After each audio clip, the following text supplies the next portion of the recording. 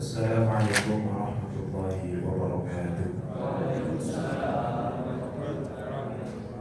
Alhamdulillah wassalatu wassalamu ala Rasulillah wa la haula wa la quwwata illa billah. Rabbi shrah li sadri wa yassir li amri wahlul 'uqdatam min lisani yafqahu qawli. Allahumma 'allimna ma yanfa'una wanfa'na bima 'allamtana warzuqna 'ilman nafi'an amin ya rabbal alamin. Hadirin mukarramin, hadirin yang dirahmati Allah Subhanahu wa taala, alhamdulillah bersyukur kepada Allah atas segala kenikmatan yang Allah berikan kepada kita, sehingga pada kesempatan pagi hari ini Allah berkenan memberikan kita karunia-Nya sehingga kita bisa melaksanakan kewajiban kita sebagai seorang hamba menjalankan sholat subuh alhamdulillah berjamaah. Semoga Allah istiqomahkan kita untuk tetap menjalankan sholat sampai akhir hayat nanti dan diwafatkan dalam kondisi husnul khatimah. Lalu pas sholat serta salam dari kita saja sajikan dari junjungan kita Nabi Muhammad SAW dengan penuh harap semoga kita semuanya termasuk umat yang akan mendapatkan syafaat di kiamat nanti. Amin ya rabbal alamin. Hadirin yang dirahmati Allah, pada kesempatan kali ini kita akan membahas satu tema yang mana ini disebutkan berkali-kali di dalam Al-Quran, yang mana hal ini mungkin sebagian orang sudah menolak terlebih dahulu untuk membahasnya, tetapi tentu kita sebagai seorang muslim harus mempelajarinya. Terlepas nanti apa konsekuensi dari mempelajarinya. Karena salah satu konsekuensi dari keimanan seseorang itu adalah menerima apa yang menjadi perintah atau larangan dari syariat. Perkara ini adalah namanya riba, yang mana riba ini merupakan salah satu penyebab suatu muamalah itu hukumnya haram. Jadi fikih itu pembahasannya luas, mulai dari hubungan manusia dengan Tuhannya sampai dengan hubungan manusia dengan manusia lainnya. Maka fikih itu nanti dari bab air, sholat, zakat, puasa, haji, sembelihan, nazar, itu fikih ibadah. Nanti ada juga fikih muamalah. Fikih muamalah itu luas. Ada ahwal syakhsiyah, ya, ahwal syakhsiyah itu ngomongin nikah, cerai, iddah, rujuk. Ini kira-kira itu kalau saya ngomong seperti ini, ya udah kamu pulang aja ke rumah orang tuamu. Itu kira-kira sudah jatuh atau belum? Kalau menceraikan istri kok sehari 3 kali, itu kira-kira jatuh atau tidak? Ya. Kemudian bagaimana cara penyelesaiannya? Maksimal cerai itu berapa kali? Kalau sudah terlanjur 3 kali cerai terus bagaimana? Kemudian ngomongin waris. Kemarin sudah kita ngomongin waris lumayan agak panjang. Itu juga ahwal syakhsiyah. Belum nanti jinayat. Jinayat itu terkait dengan masalah kalau mencuri bagaimana, kalau kemudian memukul orang bagaimana, kalau giginya tanggal 1 terus bagaimana cara membalasnya, dan seterusnya dan seterusnya. Karena memang syariat Islam ini melindungi manusia dari dirinya sendiri dan dari orang lain. Jadi Pak, mungkin banyak hukum yang kemudian hanya melindungi manusia dari manusia lainnya. Syariat Islam ini melindungi manusia dari dirinya dan juga dari orang lain. Karena Pak, di dalam diri kita itu ada 2. Satu hawa nafsu, satu nurani. Jadi kadang hawa nafsu kita itu yang kemudian mengalahkan diri kita sendiri. Yang menghancurkan kita itu bukan orang lain, Pak, tapi kadang diri kita. Nah, Islam melindungi kita dari hal itu. Nah, terus termasuk juga di antaranya jual beli atau al-buyu. Buyu itu transaksi. Di dalam Islam sudah dibahas sedemikian rupa sehingga mana yang boleh, mana yang tidak boleh sudah selesai. Begitu pula dengan masalah halal haram makanan. Jadi makanan itu bisa menjadi haram karena paling tidak 2 hal, Pak. Satu, materi makanan itu. Yang kedua adalah cara mendapatkan makanan itu. Ya. Daging sapi kalau disembelih dengan cara yang syar'i itu halal. Tapi kalau ternyata yang disembelih itu sapinya tetangga, ya jadi haram. Jadi, maka selain harus pastikan yang disembelih itu sapi, cara mendapatkan daging sapi itu pun juga harus kita bahas. Nah, riba ini adalah salah satu cara mendapatkan harta yang kemudian diharamkan di dalam Islam. Maka kita perlu kenal betul dengan riba. Supaya apa? Supaya tidak melakukannya. Yang pertama.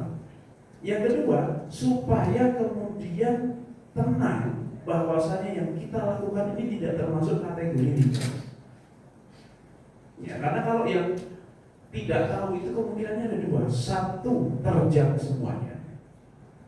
Dua, saking takutnya kena riba, akhirnya malah dikit-dikit ini riba, ini juga salah. Karena nanti dalam muamalah itu semua transaksi itu hukumnya boleh, kecuali yang dilarang. Artinya cukup mengetahui mana saja yang hukumnya haram, sisanya berarti halal. Beda dengan ibadah, Pak. Dengan melakukan ibadah itu harus berdasarkan tuntunan dulu. Ini ada tuntunannya atau tidak? Kalau tidak, ya ngapain melakukan? Tapi kalau muamalah, ya selama tidak dilarang ya berarti boleh. Dan muamalah itu kan berkembang sampai saat ini, Pak. Transaksi sudah tidak ketemu orangnya, pasar itu berubah. Yang tadinya pasar itu harus pakai motor ke pasar, sekarang ke pasar itu cukup buka handphone, buka aplikasi hijau atau orange, kan gitu ya. Cukup dengan itu nanti datang sendiri. Jadi kan masukin ke keranjang banyak sekali barang, itu nggak dimarahin sama pedagangnya, Pak. Meskipun ini udah sebulan masukin keranjang doang nggak dibayar-bayar, itu ada juga begitu, tapi nggak dimarahin itu, Pak. Kenapa? Ya karena digital. Coba dengan kalau ke Transmart atau ke ya supermarket begitu, masukin barang ke keranjang tapi nggak dibayar-bayar, puter aja seharian, itu dimarahin itu sama petugasnya. Nah ini bedanya seperti itu. Kemudian apakah itu menjadikan haram atau tidak dan seterusnya. Nah ini satu hal yang kemudian ya Islam sudah menjawab, sudah ada jawaban atas itu semua. Nah salah satu yang sangat-sangat inti di dalam masalah muamalah yang harus kita hindari itu namanya adalah riba. Riba itu sudah ada semenjak Al-Quran itu turun. Bahkan semenjak umat-umat terdahulu riba ini sudah ada. Sehingga pelarangan riba bukan pelarangan hal yang baru. Makanya nanti mohon maaf kalau sampai ada yang bilang begini, maka itu kurang tepat. Zaman sekarang kok riba diharamkan itu tidak relevan. Loh, zaman Quran turun itu riba sudah sangat-sangat menjamur. Sama kondisinya. Kalau lah mengatakan bahwasanya sekarang tanpa riba sudah nggak bisa. Loh, zaman Nabi juga bayangannya orang ini begitu. Bahkan sebelum Nabi ada, zaman orang-orang Yahudi Bani Israel, riba sudah menjamur. Artinya kondisi di saat Allah melarangkan riba ini, itu ya mungkin semua orang sudah tersentuh dengan hal itu. Tetapi minimal kita sebagai umat Muslim tahu kalau itu haram dan menerima kalau itu haram. Perkara bisa menghindari atau belum bisa menghindari itu perkara berikutnya. Oke, kita bahas riba dari sisi urutan turunnya ayat Al-Quran. Jadi dalam Al-Quran itu riba disebutkan berkali-kali, Bapak Ibu.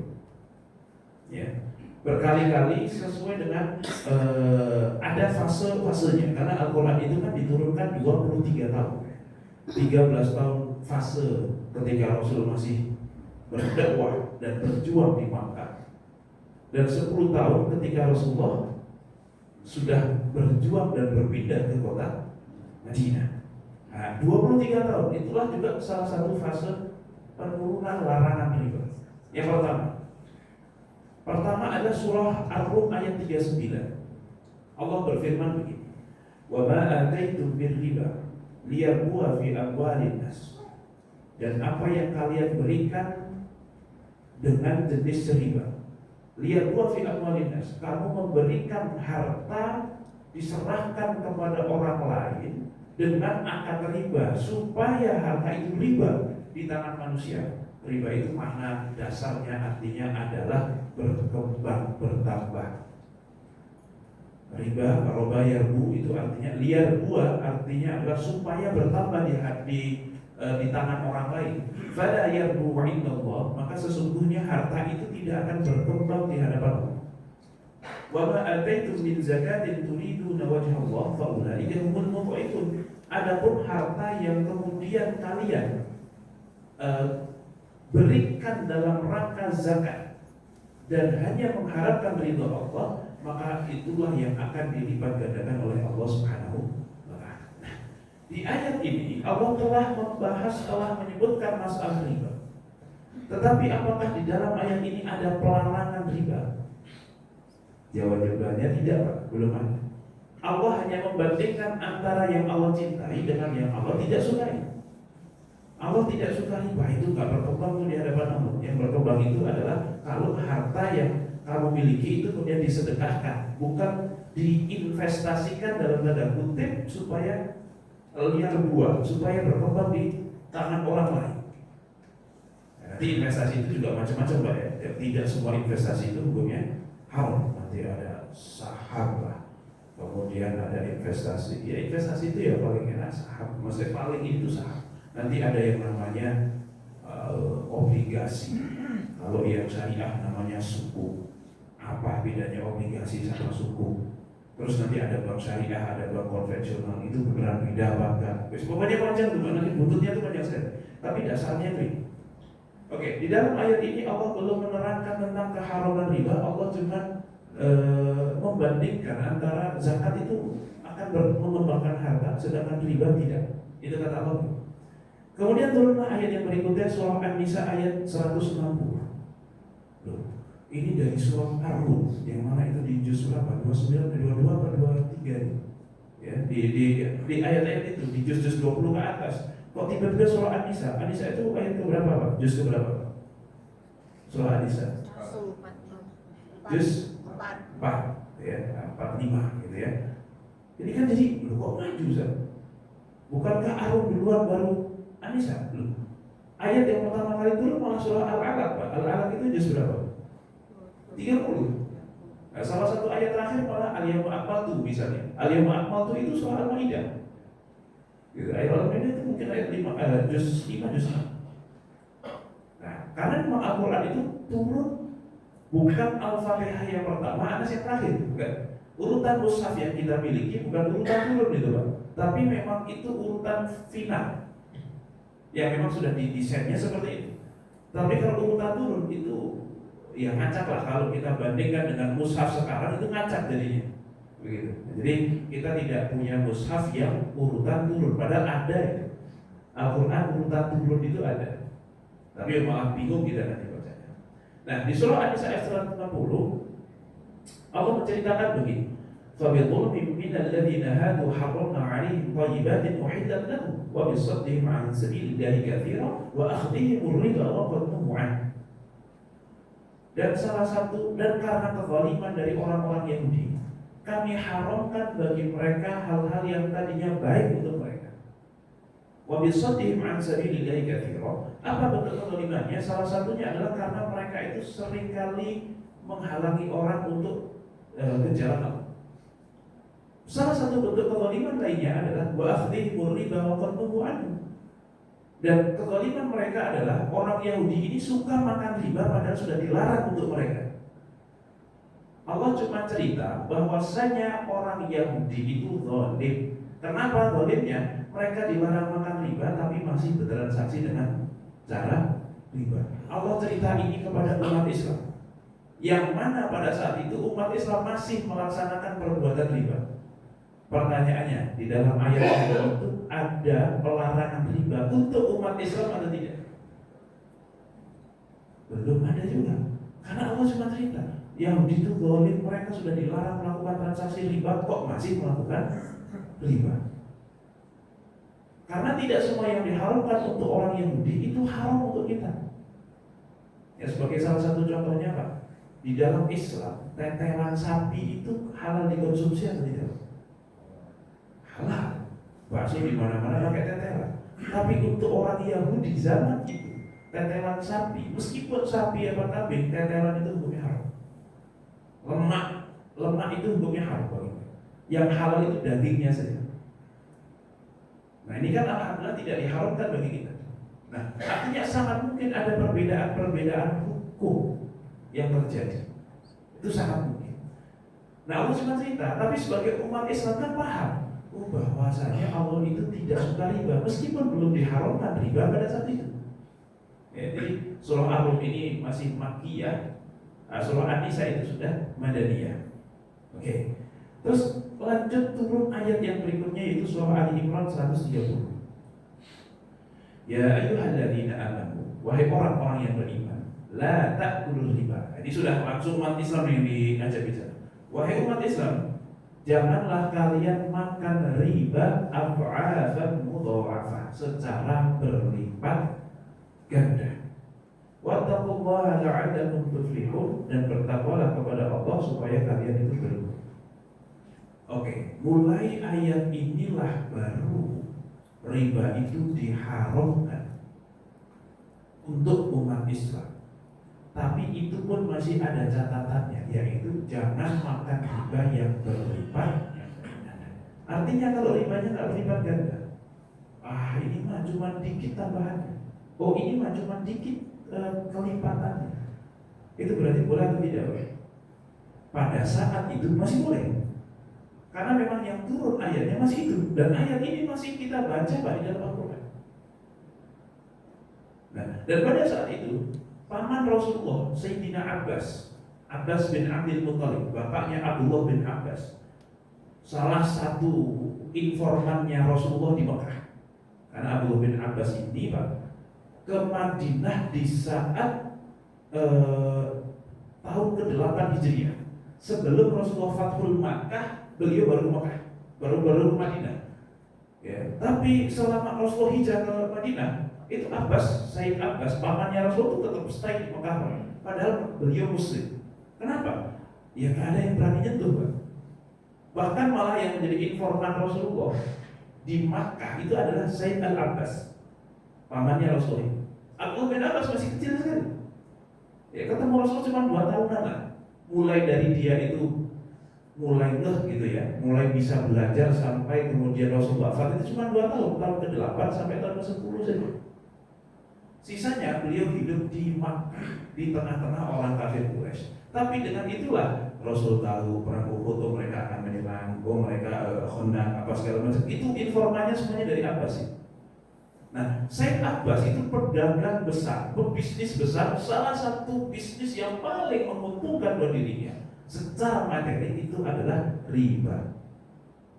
Dan itu beliau lakukan sampai mungkin sampai pelarangan ini terjadi. Beliau sudah memeluk Islam tapi masih begitu, karena memang belum ada larangan. Nah, barulah mulai ketika larangan ini turun, beliau juga ikut meninggalkan transaksi-transaksi yang kemudian berlipat ganda. Oke. Berarti kalau tidak berlipat ganda masih boleh. Oke. Jadi Ustaz, kalau zaman sekarang misalnya ada riba yang terkontrol, ada otoritas yang mengontrol sehingga itu tidak akan berlipat ganda, berarti boleh dong berdasarkan ayat ini. Berdasarkan ayat ini boleh. Tapi sayangnya ini bukan ayat yang terakhir turun masalah riba. Dan namanya hukum itu kan dalam Al-Quran ada namanya nasakh mansukh, atau bahasa hukumnya amandemen. Sehingga ayat ini secara hukum sudah diamandemen oleh ayat berikutnya. Apa itu? Yaitu surah Al-Baqarah. Ini kebetulan kalau secara urutan surat dalam Qurannya maju ya Pak. Ar-Rum, An-Nisa, Ali Imran, terakhir malah surah Al-Baqarah. Dalam Al-Baqarah disebutkan, ini sebelum ayat terpanjang yang ada di Quran, yaitu alladzina ya'kuluna riba, yang makan riba itu la yaqumuna, tidak akan bisa berdiri. Para ulama ada yang mengatakan ini di hari kiamat, tetapi juga sebagian ulama mengatakan meskipun di dunia.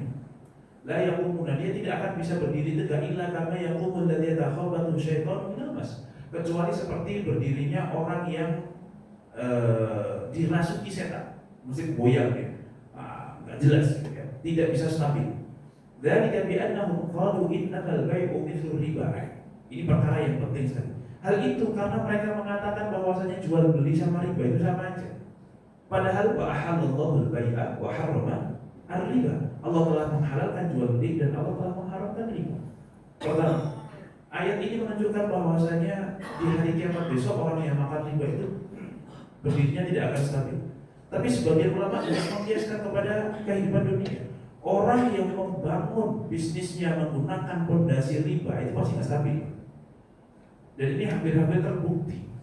Kemarin pas COVID, begitu COVID itu yang fondasinya pakai riba itu selesai. Kenapa? Ya karena memang tidak kuat fondasinya. Ya. Harus tetap ini, padahal kondisi sedang tidak baik-baik saja. Ini kan kerjasama tidak baik. Di dalam Islam permodalan ada nggak? Ada. Tapi caranya tidak pakai riba. Ada yang lebih fair dibandingkan dibandingkan dengan cara riba. Oke. Dan kenapa mereka seperti itu? Karena mereka mengatakan jual beli itu sama dengan riba. Di mana samanya? Jual beli butuh modal. Jual beli perlu untuk mengupayakan supaya laku. Dan jual beli tujuannya mencari untung. Riba butuh modal. Riba juga untuk menjalankan transaksi ini butuh kemudian kita mengupayakannya. Dan tujuan dari riba adalah mencari untung. Pertanyaannya, di dalam Islam mencari untung itu masalah atau tidak? Tidak. Yang masalah adalah bagaimana cara kita mencari untung. Dan Allah telah menghalalkan cari untung pakai jual beli, dan Allah mengharamkan cari untung dengan cara riba. Ini yang kemudian tidak boleh kita samakan. Sama aja. Toh kita juga kerja, toh kita juga sama, Pak. Ini agak bahaya, pernyataan seperti ini agak bahaya. Ini sudah dituliskan di dalam Al-Quran. Kemudian yang berikutnya sampai sekian ayat yang mana salah satu ujungnya adalah ya ayyuhalladzina amanu ittaqullaha, wahai orang-orang yang beriman, bertakwalah kepada Allah. Jadi Pak, orang iman saja masih disuruh untuk terus bertakwa. Wadharu ma baqiya minar riba in kuntum mu'minin, dan tinggalkanlah apa yang tersisa dari riba. Maksudnya apa? Dulu Allah sempat mengharamkan riba, tapi hanya yang berlipat ganda. Untuk saat ini, kalau ayat ini turun, semenjak ayat ini turun, maka tinggalkanlah semua bentuk riba in kuntum mu'minin, ketika kalian benar-benar orang-orang yang beriman, yang melandaskan semua perbuatannya berdasarkan keimanan. Tinggalkanlah semua bentuk riba. Fa in lam taf'alu fa'dhanu biharbin minallahi wa rasulih. Kalau kalian tidak melakukannya, tidak meninggalkan riba itu, maka kumandangkanlah perang dari Allah dan Rasul. Ini ngeri sekali. Allah menantang perang pelaku riba yang menolak meninggalkan riba, yang menolak mengatakan bahwasanya riba dengan jual beli itu sama saja, yang masih mengatakan riba dan jual beli itu sama saja. Oke. Dan di sini ada satu kisah. Al-Imam Malik bin Anas, ya, mazhab Maliki gitu Pak, pernah ditanya begini sama orang. Jadi ada seseorang yang dia itu mantan pemabuk, Pak, peminum minuman keras, dan akhirnya dia tobat. Mungkin setelah hancur keluarganya, setelah hancur finansialnya, pokoknya masalah hidupnya sudah hancur-hancuran gara-gara itu. Kemudian dia tobat. Dan sebagaimana biasanya Pak, orang yang bertobat dari minuman keras adalah orang yang paling benci terhadap minuman keras. Biasanya begitu. Jangan yang tidak pernah nyentuh minuman keras sama sekali itu, ya itu haram, tapi biasa saja Pak, karena tidak pernah bersinggungan. Tapi orang yang pernah dirugikan oleh minuman keras itu bencinya jauh lebih benci Pak. Kurang lebih begitu. Sebagaimana mungkin jenengan yang di sini yang belum pernah ke Mekah entah haji atau umroh, itu pasti pengen Pak untuk berangkat haji atau umroh. Pengen kan? Pasti pengen kan? Tapi tanya kepada orang yang pernah ke sana, jauh lebih pengen Pak daripada yang belum pernah sama sekali. Kenapa? Karena sudah menikmati, sudah merasakan. Wah, luar biasa. Lebih pengen lagi, lebih pengen nabung lagi untuk ke sana lagi dibandingkan yang belum pernah sama sekali, meskipun sama-sama pengen. Nah, sampai akhirnya saking bencinya dia sama minuman keras itu bilang begini, kalau ada minuman yang lebih haram dibandingkan minuman keras, maka istri saya jatuh talak satu. Itu meskipun ngomongnya bukan di depan istrinya, talak tetap bisa jatuh jika syaratnya itu benar. Jadi Pak, cerai itu tidak harus mengucapkan kata cerai, tidak harus di depan istrinya. Itu sudah sah. Sebagaimana mengucapkan kata nikah juga tidak harus di depan istrinya. Biasanya kalau akad nikah itu kan di masjid. Calon mempelai perempuan di mana Pak biasanya? diumpetin kan pas akad, sampai udah sah baru kalau di kita ya biasanya baru laporan banyak dimasukkan dengan prosesinya segala macam itu. Kemudian setelah pulang ke rumah lihat istrinya, dia baru sadar dia masih istri saya bukan ya, jangan-jangan sudah jatuh talak satu. Nah malam itu dia nggak bisa tidur, dia mau rujuk juga belum yakin talaknya jatuh, apa yang mau dirujukkan. Tetapi kalau tidak rujuk ya takutnya sudah jatuh cerai sehingga nggak boleh disentuh. Terus bagaimana dong? Akhirnya dia datang ke Imam Malik dan menanyakan, wahai Imam, saya tadi kelepasan ngomong begini, saking semangatnya ngomongin menceritakan tentang masa lalu yang kurang ajar gitu. Pokoknya minuman keras yang sungguh luar biasa jahat itu. Saya saking semangatnya sampai ngomong jika ada minuman lebih harum dari minuman keras maka jatuh talak. Yang lebih harum dari minuman keras. Maka apakah istri saya sudah jatuh talak atau belum? Maka Imam Malik pikir, ya sudah, besok datang lagi saya cari dulu jawabannya. Akhirnya Imam Malik pun tidak langsung menjawab pada malam hari itu, pada hari itu. Kemudian datanglah esok hari. Jadi Pak, sekelas Imam Malik saja banyak kemudian tidak menjawab karena tidak tahu dan dengan terang-terangan mengatakan tidak tahu. Saya tidak tahu. Besok coba datang lagi ke saya coba pikir dulu. Akhirnya di hari berikutnya mengatakan, wah Imam gimana? Itu masih istri saya apa enggak? Nah nggak tahu tuh malam itu dia nginep di mana nggak tahu Pak. Akhirnya Imam Malik mengatakan begini, wahai anak muda, istrimu sudah terceraikan dengan talak satu. Loh, apakah memang ada makanan dan atau minuman yang lebih harum dibandingkan minuman keras? Ada. Apa itu wahai Imam? Yaitu makanan dan minuman dari hasil riba. Kenapa? Karena tidak ada ancaman lebih keras dibandingkan memakan sesuatu kok ancamannya diajak perang sama Allah dan Rasul. Tidak yang lebih keras daripada itu. Maka itu sudah jatuhlah talak satu. Tapi kalau talak satu masih bisa dirujuk nggak? Masih bisa dirujuk. Kalau talak dua masih bisa dirujuk selama masih dalam masa iddah. Kalau sudah talak tiga bisa dirujuk atau tidak? Masih bisa dirujuk. Sebenarnya bukan dirujuk sih, masih bisa kembali menjadi suami istri dengan syarat si istri nikah dulu sama orang lain. Setelah nikah tidak hanya akad, tapi juga berkumpul. Kumpulnya itu benar-benar kumpul. Sampai dalam satu hadis itu disebutkan hatta tatu kau usai datahu wa tatuti usai datah. Sampai kamu merasakan madunya dan dia merasakan madumu. Nah itu kata-kata Rasulullah. Ini nggak perlu dijelaskan secara lebih lanjut, sudah paham pasti. Nah setelah itu kok diceraikan, baru monggo silahkan kalau dinikahi lagi. Itu pun kalau mau, kalau sudah terlalu mau ya nggak mau ya nggak apa-apa juga. Ya, nggak harus kan. Nah kurang lebih seperti itu.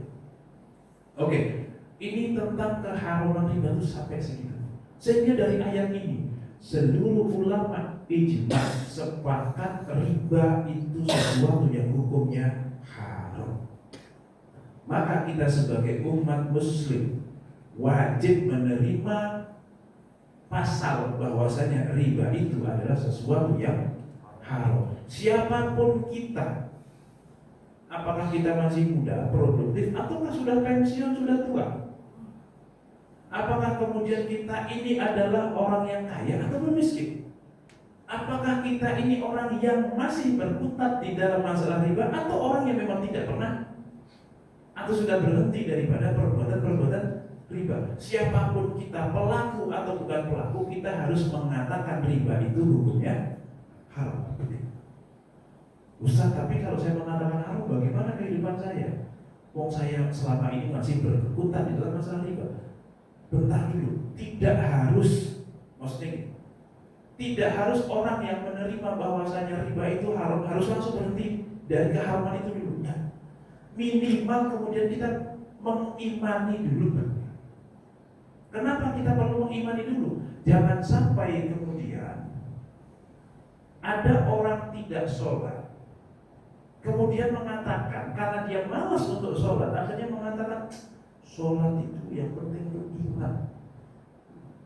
Sholat saya itu yang penting iling. Yang penting itu kehidupan sosial saya itu baik. Itu sholat saya itu dalam bentuk seperti itu. Percuma sholat tapi kayak gini. malah kemudian menghalalkan orang untuk tidak sholat, atau mengatakan sholat yang ritual 5 waktu itu tidak wajib. Ini kafir ini Pak Saudara. Tapi kalau orang nggak sholat, kenapa kok kamu nggak sholat? Iya Pak, dia cuma cengar-cengir aja Pak.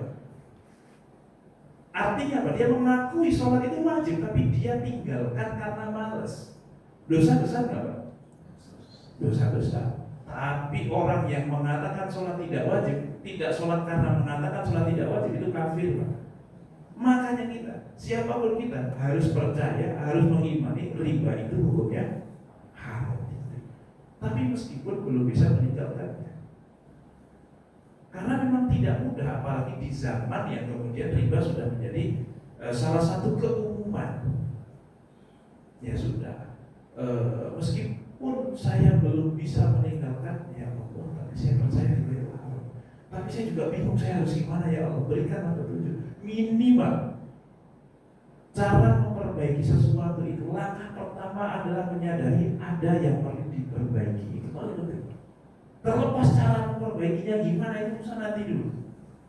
Tapi terima dulu bahwasanya ini harus diperbaiki. Karena bagaimana seseorang bisa memperbaiki sesuatu di saat dirinya tidak sadar ada yang perlu diperbaiki. Ya, karena yang paling penting itu Pak, bukan kemudian habis ngaji ini langsung semua yang berbau riba langsung ditinggalkan semuanya. Kalau bisa bagus Pak. Kalau tidak bisa, ngomongin masalah riba itu bukan satu perjuangan yang simpel, tapi perjuangannya itu sampai besok hari kiamat Pak. Bukan hari kiamat sih, sampai kemudian kiamat kita masing-masing, sampai kita meninggal. Kira-kira status pas kita meninggal itu apa? Apakah satu, tidak pernah berurusan dengan riba, atau yang kedua, pernah berurusan dengan riba tapi alhamdulillah sudah selesai? Semoga Allah mengampuni dosa-dosa kita yang lalu. Atau sedang dalam berjuang meninggalkan riba tapi belum tuntas. Semoga Allah apresiasi upayanya dan Allah ampuni yang belum selesai. Atau sebagai orang yang memang tidak peduli dengan masalah riba, waliyahulillah, jangan sampai. Apalagi yang terakhir, yang mengatakan riba hukumnya tidak haram. Wah, ini yang lebih penting. Intinya kan itu, pas ketemu Allah itu status kita seperti apa, itu yang lebih penting. Gitu. Oke. Maka jangan jadikan riba, pembahasan riba itu satu hal yang tabu. Ya sudah, bahas saja. Perkara kita belum bisa meninggalkan, ya tapi kita masih koyok gini, gimana nih caranya? Ya semua minimal kita mengimaninya. Jangan kemudian habis ini langsung tinggalkan dengan serampangan, dengan brutal, dengan dengan berlebihan, bukan berlebihan sih, dengan brutal lah gitu ya. Dengan kemudian, yang penting pokoknya saya meninggalkan dan seterusnya. Mengimani itu sudah satu langkah yang besar. Karena tidak semua orang berani mengimaninya juga. Kan kalau dia pelaku riba, kemudian mengimani riba itu haram, itu kan pasti akan ada pergolakan di dalam diri. Dan itu tidak mudah. Itu sudah sangat satu langkah yang besar sekali untuk menuju perubahan dan perbaikan. Oke, ini terkait masalah riba. Maka kita harus mengimani riba itu hukumnya haram. Cuma setelah mengimani riba itu haram, perlu juga bagi kita untuk mempelajari mana yang riba, mana yang bukan riba. Itu penting. Karena tidak semua transaksi zaman sekarang, bahkan di dalam perbankan pun, itu semuanya adalah riba. Ada yang disepakati riba, ada yang disepakati bukan riba, ada yang diperselisihkan ulama, ini termasuk riba atau bukan riba. Nah, itu juga perlu dipelajari supaya tidak serampangan. Apalagi masalah khilafiyah. Khilafiyah itu terletak di dalam ini riba apa bukan. Tetapi masalah riba haram itu masalah khilafiyah bukan Pak? Bukan. Nah, ini kita harus tepat ini melihatnya. Ya, supaya misalnya ada orang bekerja di bank, ini riba atau bukan? Sebagian ulama bilang itu riba misalnya, sebagian ulama mengatakan itu bukan riba. Ya, kalau kita memang pengen hati-hati, tinggalkan selesai. Tapi kehati-hatian kita di dalam menilai orang adalah tidak menyalahkan dengan mudah. Kan beda tuh, hati-hati untuk diri sendiri dengan hati-hati untuk orang lain, itu beda. Hati-hati untuk diri sendiri adalah kalau tidak jelas halalnya, maka perlu kita tinggalkan. Tapi untuk orang lain, selama tidak jelas itu haramnya, ya berarti ya biarkan orang itu di sini. Bisa dipahami Pak di sini? Itu kehati-hatian kita itu begitu. Nah, ini terkait dengan masalah riba disepakati keharamannya, tetapi mana yang riba, mana yang bukan, itu masalah yang perlu kita gali lebih dalam lagi. Oke, ini dari sisi ayatnya. Kalau dalil-dalilnya banyak sekali Pak. Di sini disebutkan begini dalam hadis riwayat Bukhari Muslim. Tinggalkanlah 7 hal yang membinasakan. Pertama syirik, kedua sihir, ketiga membunuh tanpa ada hak, keempat makan riba, kelima makan harta anak yatim, keenam lari dari peperangan, yang kelima ada, yang ketujuh adalah menuduh orang melakukan perzinahan padahal dia bukan berzina. Oke, ini 7 hal yang yang menghancurkan. Nah, kenapa kok bisa riba itu disejajarkan dengan membunuh dan sebagainya? Karena begini, makan riba itu seringkali tidak dianggap sebagai kriminal karena punya landasan suka sama suka. Di saat membunuh itu tanpa kita larang pun, tanpa agama larang pun, kayaknya fitrah manusia yang normal itu akan mengatakan membunuh itu satu kejahatan. Kan gitu. Maka misalnya dengan kok punya anak yang membunuh, itu biasanya cengenges pergi ke masjid Pak. Itu hari berikutnya setelah anak didakwa divonis sebagai pembunuh, itu udah mungkin nggak bisa seperti itu lagi ketika ke masjid. Atau punya adik yang tertangkap melakukan praktek sihir, itu pasti kita akan malu Pak. Tetapi kalau anaknya keterima di satu perusahaan yang di bidang riba, itu malah bangga. Nah, jadi dosa yang diketahui bahwa itu dosa, itu akan lebih terkontrol dibandingkan dosa yang tidak disadari bahwa itu adalah dosa. Ini makanya ada satu hadis juga Pak, ipar itu adalah mau. Kan ada satu hadis itu Pak, itu bukan judul film. Ya, judul film akhirnya. Tetapi sebelum itu judul film itu adalah hadis sebenarnya. Kenapa kok ipar itu mau? Karena seringkali diremehkan keberadaan laki-laki dengan perempuan yang bukan mahram karena merasa ini kan adik saya, ipar saya. Begini, ibu-ibu, kalau suami jenengan boncengin janda kampung sebelah, kira-kira kamu apa? Kamu gak ibu-ibu di sini. Tapi ibu-ibu di sini, Mas itu loh boncengin adik saya yang perempuan, adik iparnya, siswa. Itu mau diperintahkan sama di sini, istrinya pun mendukung Pak. Padahal potensi untuk terjadi apa-apa antara ipar dengan antara janda tetangga itu sama. Mau sama-sama bukan mahram. Oke. Tiba-tiba suami ketahuan sedang di rumah janda dan mereka cuma berduaan di rumah tersebut. Kira-kira istri kamu apa enggak itu? Tapi pernah nggak atau besar nggak potensinya kita di rumah berduaan dengan ipar kita, entah kita yang berkunjung ke sana atau ipar kita lagi di rumah terus istri kita lagi pergi. Itu sering terjadi. Padahal sama, tapi istri tidak menganggap itu bahaya. Ya. Nah itu jadi dosa yang nggak terasa bahwa itu dosa itu jauh lebih bahaya dibandingkan dosa yang kita tahu itu dosa. Makanya ipar adalah maut dibandingkan janda adalah maut. Nggak ada di situ. Nah sama dengan riba ini, kenapa kok seperti itu? Karena riba seringkali tidak dianggap sebagai satu kriminal di saat yang lain itu dianggap kriminal. Maka bahayanya salah satu letak bahaya di situ. Kemudian dikatakan dalam satu hadis, orang yang makan riba dan orang yang ngasih makan riba dan penulisnya dan saksinya itu sama saja. Ini hadis riwayat Muslim. Oke, kemudian dalam hadis lain dikatakan begini, riba itu ada 73 pintu. Yang paling ringan dari dosa riba itu seperti seseorang berzina dengan ibu kandungnya sendiri. Mulai di sini diperselisihkan ulama, tapi minimal sebagai satu ancaman sedemikian rupa.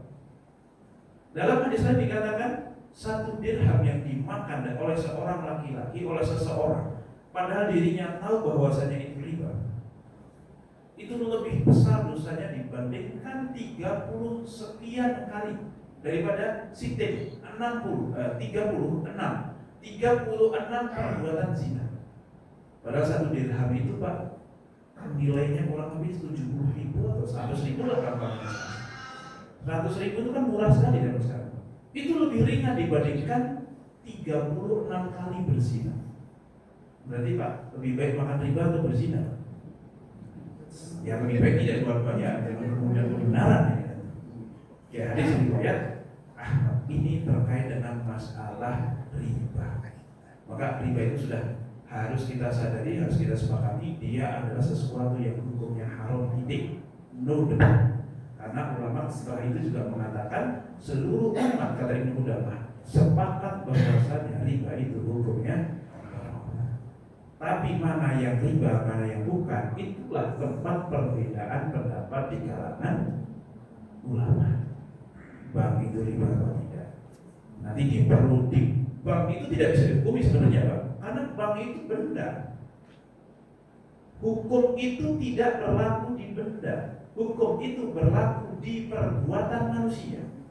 Maka Pak, babi itu hukumnya apa? Salah. Babi itu nggak haram Pak, karena di benda. Yang haram adalah makan babi. Ya maksudnya makan babi bisa? Enggak, karena babi nggak cuma dimakan Pak, bisa disentuh. Nyentuh babi haram nggak Pak? Tidak, tapi najis. Nah, nyentuh najis itu haram nggak?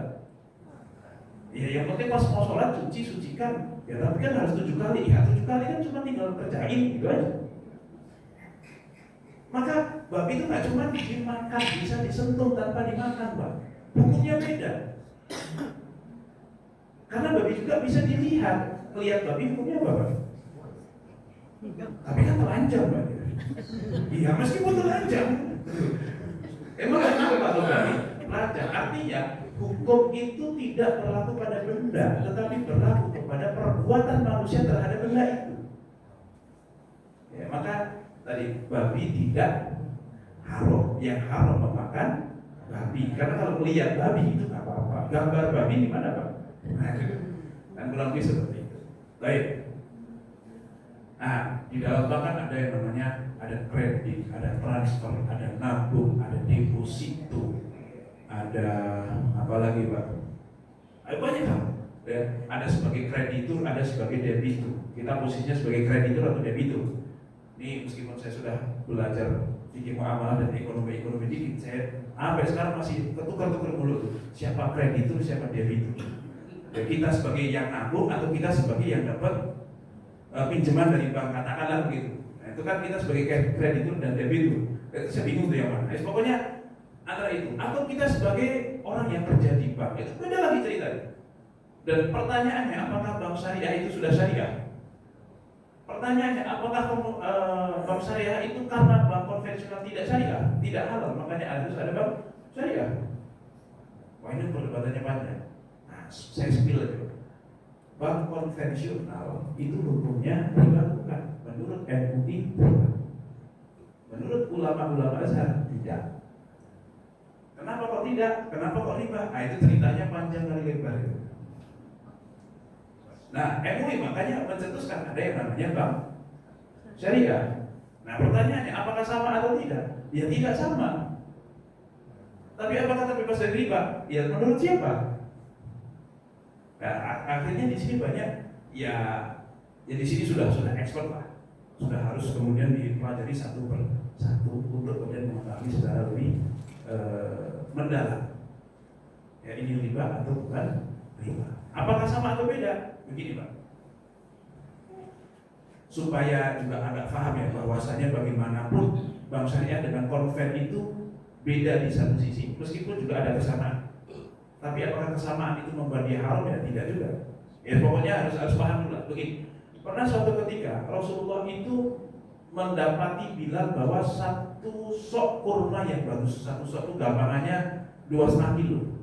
Ya gampangannya sekilo gitu bahasa kita. Pokoknya bilang itu bahwa 1 kilo kurma bagus gampangannya. Terus ditanya sama Rasulullah, kok tuh kurmanya bagus saya bilang, iya Rasulullah, tadinya saya punya 2 kilo kurma yang jelek, tapi ingin saya hadiahkan untuk engkau, masa yang jelek? Ya udah, saya tukar 2 kilo yang jelek dengan 1 kilo yang bagus. Kata Rasulullah, bila itu riba. Kalau mau tidak riba, jual yang 2 kilo itu dan dari harganya kamu belikan yang 1 kilo. Oke, pertanyaannya Pak, seorang Bilal yang punyanya kurma jelek pengen kurma yang bagus, itu masalah atau tidak? Masalahnya di keinginan Bilal untuk dapat kurma bagus atau bukan? Bukan di situ. Itu masalah atau tidak Pak? Tidak masalah. Orang nggak punya duit pengen punya rumah, itu masalah apa enggak? Tidak masalah. Kenapa enggak? Mau dengan tidak punya kemampuan pengen punya istri juga nggak masalah Pak. Kan cuma pengen. Artinya, tapi kalau pengen menikahi istri orang itu masalah apa enggak? Nah itu masalah. Artinya di sini apakah keinginannya masalah atau tidak? Oh ternyata keinginannya bukan masalah. Tapi yang masalah yang dipermasalahkan oleh Rasul adalah cara Bilal mendapatkan yang diinginkan. Apa? Yaitu langsung menukar yang baik dengan yang buruk dengan kiloan yang berbeda. Maka Rasul kasih tahu caranya, jual dulu yang ini, habis itu uangnya dipakai untuk beli yang bagus. Sama saja nggak Pak? Kalau dikatakan sama, ini Rasul dia kasih bukti. Oke? Tapi ya itulah, pasti beda. Meskipun tujuannya sama, hasilnya sama, tetapi jalannya beda. Yang satu halal, yang satu haram. Ya persis kayak kumpul kebo sama nikah, itu bedanya cuma di akad. Kumpul kebo mungkin kumpul kebo malah atas dasar suka sama suka dan seterusnya. Nah pertanyaannya, riba kalau suka sama suka apakah kemudian menjadi halal? Tidak. Kumpul kebo kalau suka sama suka apakah jadi halal? Tidak. Nyatanya prostitusi itu pasti suka sama suka kok. Ya kan?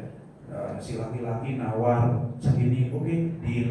Ya, terus habis itu mereka melakukan, setelah melakukan kemudian bayar, pas bayar ngasih tips bonus. Kemudian si perempuannya, ya Allah, masya Allah, banyak sekali tipsnya. Gitu. Jazakallahu khairan katsiran. Apa jadi halal itu?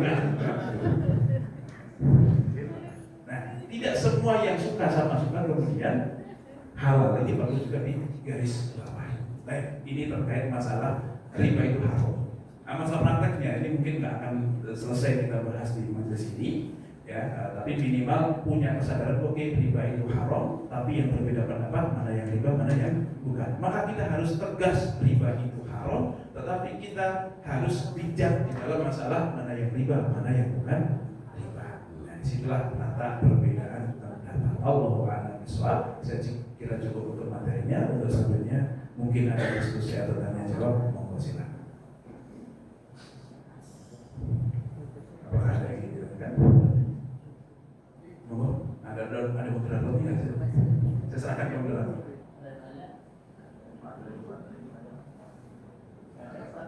Ya, baik, itu ada. Monggo. Bingung mengenai karena ada contoh yang halal yang sama ini. Iya, contoh. Jadi butuh contoh gitu ya? Iya. Iya.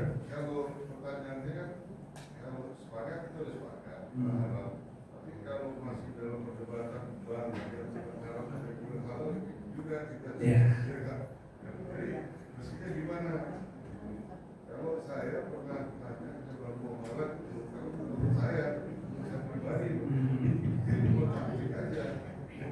Bukan saya pendapat. Karena ketika kita taruh uang, dia akan bilang bahwa kita nggak tahu apa yang terjadi besok hari. Tapi kalau kita pinjam uang, tidak kayak gitu. Saya tahu apa yang terjadi. Kalau saya pernah dengar kasus yang Raja Tol itu, yang Yusuf Hamka ya, ketika dia menulis kan marah, dia kan kalau menurut saya, namanya saya manusia bisa dia salah. Jadi begini Pak. Jadi ini harus kasus per kasus kan di bank itu juga transaksinya banyak. Kadang kita sebagai kreditur, sekali lagi kadang kita sebagai debitur. Investasi. Kalau investasi untuk misalnya kayak saham atau bagi hasil itu kecenderungannya adalah harus sama-sama tidak tahu apa yang akan terjadi. Itu asasnya. Jadi malah tidak boleh difikskan. Kenapa? Karena kita tidak tahu usaha kita akan naik apa dulu. Intinya adalah kita pengen usaha kita yang dimodali kamu dan saya yang menjalankan itu untung supaya kita masing-masing dapat untung.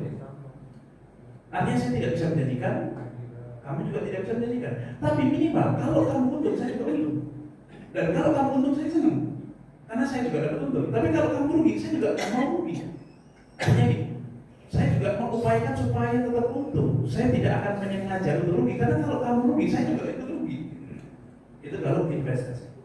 Tetapi salah satu cara yang paling aman, yang paling akan sering digunakan sebagai alternatif riba itu namanya jual beli. Nah, kalau jual beli itu memang sudah pasti. Makanya kadang kita niatnya minjem padahal itu membeli, Pak. Contohnya KPRD, Pak, itu rata-rata bukan pinjem duit ke bank untuk beli rumah, tetapi kita beli rumah dari bank. Nah, namanya membeli itu sudah fix. Makanya kalau di bank saya harusnya tidak ada floating, harusnya. Tapi kalau di konven itu biasanya 5 tahun atau 10 tahun pertama fix. Setelah itu baru ada floating, kan gitu ya. Nah, masalah kalaupun ada floating, mesti kalaupun ada perbedaan harga per tahunnya di bank syariah itu sudah dihitung sejak awal, sudah harus dikasih tahu sejak awal. Pokoknya total yang harus bayar 2M. Terserah 2M itu mau di awal murah di akhir mahal atau di awal mahal di akhir murah atau mau harganya flat. Intinya kalau di total sekian, karena harga di dalam jual beli itu harus flat, harus fix, harus diketahui sejak awal. Masalah cara bayar gimana itu monggo atur saja.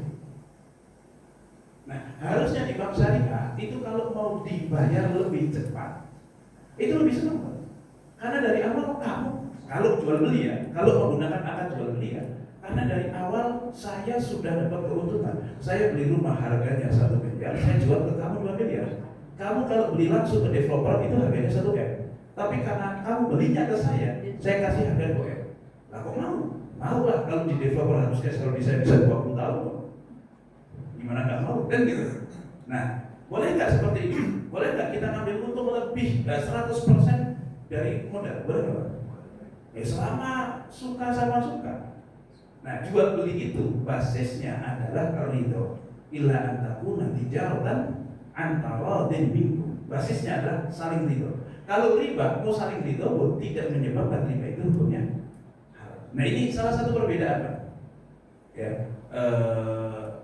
berbeda kalau kita pinjam duit terus kemudian dari duit itu kita belikan ke developer. Kita pinjam 1 miliar. Dari 1 M itu kita bayarkan ke developer. Setelah itu kemudian kita bayar utang 1 miliar kepada bank. Ini beda dengan bank saya butuh rumah, tapi saya nggak punya duit cash. Tolong kamu beli rumah itu saya beli dari kamu dengan harga 2 miliar. Oke, itu beda. Meskipun secara tujuan sama, customer dapat rumah meskipun nggak punya duit, bank dapat untung dengan modal 1 miliar, dapat untung 1 miliar. Pihak developer bisa menjual rumahnya dengan harga cash 1 miliar. Ini kan tujuan semuanya tercapai. Tapi yang ini halal, yang ini haram. Nah, monggo nih, sama atau tidak? Sama. Tapi caranya sama atau tidak? Ya tetap beda. Hukumnya bagaimana? Ya bisa beda hukumnya. Iya.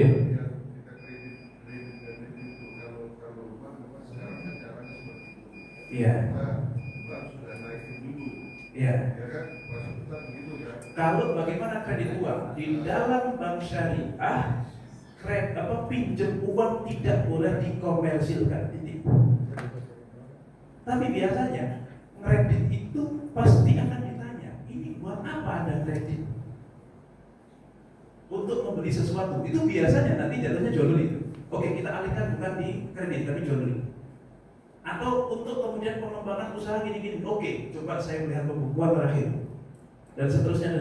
Oke, berarti kurang lebih expected marginnya sekian berdasarkan yang lalu. Berarti kurang lebih yang harus Anda bayar marginnya itu kurang lebih segini. Kecuali nanti Anda bisa membuktikan bahwa marginnya tidak sesuai dengan pembukuan yang di masa lalu. Artinya ada kemungkinan untuk merubah. Ada kemungkinan. Walaupun kadang memang secara praktek ini dibikin ribet. Itu jadi perubahan itu adalah bayar sama aja. Itu yang suka jadi masalah memang. Secara prinsip kadang benar, tapi secara aplikasi memang. Saya bukan agen bank syariah juga, Pak. Saya bukan pegawai juga, saya bukan siapa-siapa. Ya, tetapi minimal kita harus, oh ini salahnya di mana? Dari prinsipnya ini kan. Kadang yang salah itu adalah di marketing. Karena Pak, kadang marketing bank atau asuransi itu Pak ya, dengan sebelum tanda tangan itu harusnya baca dulu itu berlembar-lembar. Disitulah akan terlihat bedanya antara syariah sama yang bukan syariah misalnya. Tapi dengan baca apa enggak itu? Atau langsung tanda tangan Pak? Langsung aja tanda tangan kan? Percaya udah pokoknya. Baru nanti kalau ada masalah baru komplain. Kok kenapa gini-gini? Kenapa nggak dijelaskan? Sudah ada Pak. Tapi yang namanya marketing kan biasanya udah Pak, habis pokoknya gini kan gitu Pak ya. Kita terlalu percaya marketing juga. Bisa jadi marketing itu juga, sales itu juga gak baca juga itu Pak. Dan itu banyak terjadi. Itu masalahnya di situ kan. Gitu. Mau disebut menipu dia juga nggak tahu. Tapi kalau tidak disebut menipu kita yang merasa tertipu. Tapi kita mengatakan diri saya tertipu, kok kita sudah tanda tangan yang harusnya kita baca tapi kita tidak baca, salah kita juga gitu. Ya begitu. Nah, ini makanya perlu diperbaikilah tata kelolanya, prakteknya supaya kemudian syariah tidak hanya menjadi jargon juga. Saya juga sedih juga sebenarnya Pak. Syariah cuma jadi jargon, tapi kalau lihat prakteknya kok kayak gini gitu ya.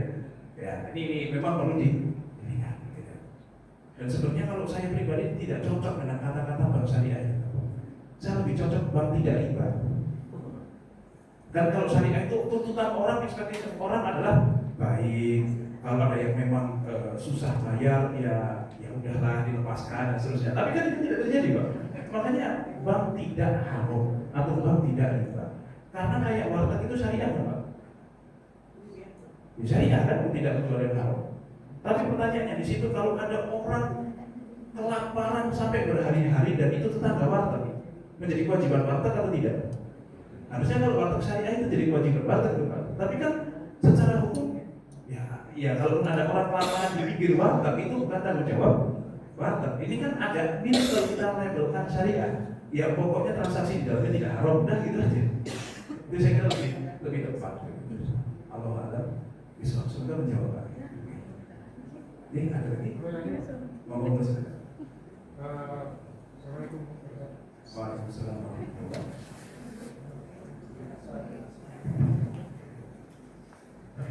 Assalamualaikum warahmatullahi wabarakatuh.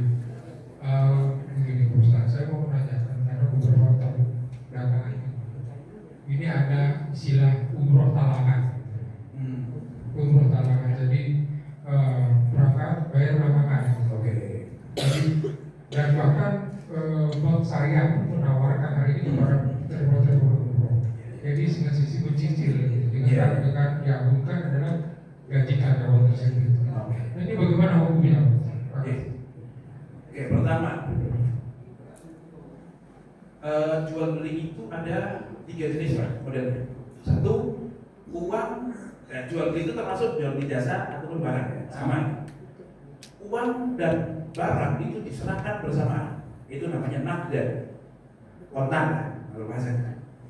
Yang kedua adalah dengan cara uang duluan, barang belakangan. Itu bahasa kitanya indek, bahasa fikihnya namanya salam. Boleh apa enggak? Boleh, selama spesifikasinya jelas. Ini uang 1 miliar, tolong carikan mobil dengan spesifikasi ini. Barangnya belum ada tapi uangnya sudah diterima. Akan sudah terjadi, boleh enggak? Boleh selama kemudian bisa dipastikan barang atau kemungkinan besar barang itu bisa diadakan. Itu namanya salam. Yang ketiga adalah barang duluan baru uang, itu namanya taksir. jual beli gampang ya, kredit. Boleh nggak jual beli kredit? Boleh. Rasul juga pernah ngutang kok, ngambil barang dulu bayar belakangan. Itu Rasul pernah. Secara prinsip itu boleh Pak. Ya. Terus karena kredit harganya lebih mahal, gimana? Ya nggak masalah. Selama skemanya benar, itu tidak masalah. Itu secara hukum. Tapi secara etika kira-kira gimana? Nah, monggo lah, kondisi orang beda-beda Pak. Kira-kira cuma mau umroh saja kok sampai begitunya. Ya nggak apa-apa. Ini agak susah. Kalau etika itu agak susah untuk disebutkan di dalam satu. Selama belum menjadi hukum, ya berarti masih belum terlarang. Terlarang atau kemudian berarti belum ada aturan. Ya, kayak jenengan sholat, kan aturan yang tertulis cuma untuk aurat. Maka kalau jenengan datang ke sini cuma sarungan nggak pakai kaos, itu melanggar tidak? Ya belum sih. Cuman ya kalau dia sholat cuman ada dia doang dan kebetulan saya datang belakangan, kira-kira menjadi makmum apa enggak, kan gitu aja. Ya, cuma di situ saja paling masalah. Tetapi secara hukum ya sholatnya sah sih. Tapi kalau saya suruh jadi makmum dia kayaknya enggak ya gitu. Nah, kurang lebih seperti itu. Boleh atau tidak? Ya, secara prinsip boleh. Tinggal caranya gimana? Kalau caranya kok kemudian bank menjual sel, jadi bank jadi maklar. Travel mana produkmu? Saya jual ke nasabah. Bedanya apa? Ya kalau kamu kan nggak bisa memberikan cicilan. Kalau saya bisa menjualnya dengan dicicil dengan harga yang lebih mahal. Tapi ya vendornya saya itu kan, makanya bank syariah itu jualan. Meskipun di dalam undang-undang perbankan bank tidak boleh jualan. Tapi dikhususkan kayak murabahah, kayak apa segala macam itu dianggap sebagai pembiayaan, bukan jual. Meskipun secara fikihnya itu jual. Murabahah itu adalah salah satu bentuk dari jual beli. Meskipun bahasa undang-undangnya permodalan. Secara fikih itu jual beli. Semoga bisa dikatakan Allah alam bismillah. Baik, cukup mungkin kita cukupkan kajian kita pada kesempatan pagi hari ini. Semoga kita semuanya dimudahkan oleh Allah untuk mendapatkan rezeki halal berkah yang cukup, bahkan bisa lebih untuk kita manfaatkan membantu orang-orang di sekitar kita, dan semoga kita semuanya dimudahkan untuk istiqomah di dalam menjalankan seluruh syariat Islam, baik di dalam muamalah ataupun di dalam ibadah, dan semoga kita semuanya diistiqomahkan sampai akhir hayat nanti dan diwafatkan dalam kondisi husnul khatimah. Amin ya rabbal alamin. Mungkin cukup itu dari saya. Kurang lebihnya mohon maaf. Billahi taufiq wal hidayah. Wassalamualaikum.